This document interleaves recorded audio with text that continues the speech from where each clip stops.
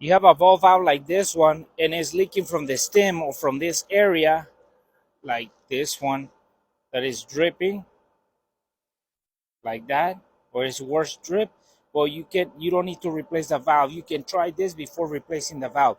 We have to remove this nut, remove the handle, and then we can expose this other nut right inside here, so we can tighten that nut, and that can tighten the packing inside the valve, and that can stop the drip or the leak.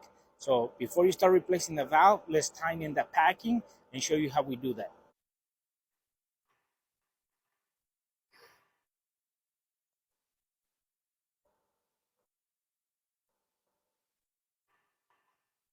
So now that we have removed that nut and the handle on the stem, so now we're gonna tighten this nut. This is the nut that tightens the packing inside here, and it causes or stops the leak. So this is a seal right in there, but this nut is the one in charge of stopping that leak. So before you replace a valve, you wanna try this out. This might be the solution to your problem. So let's try tighten that nut and see what happens.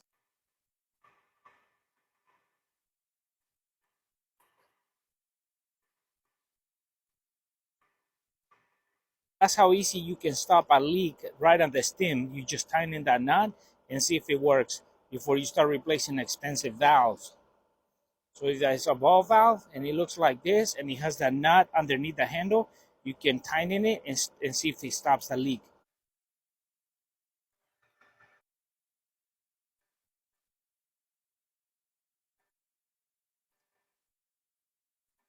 We have put the handle back on, the nut, tighten it, and now we have no more drip. So before we start replacing a valve, try that out.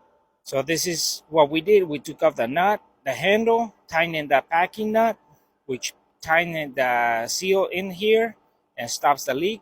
Then we put the handle back on. We put the nut back on for the handle, tighten it, and everything's back to normal.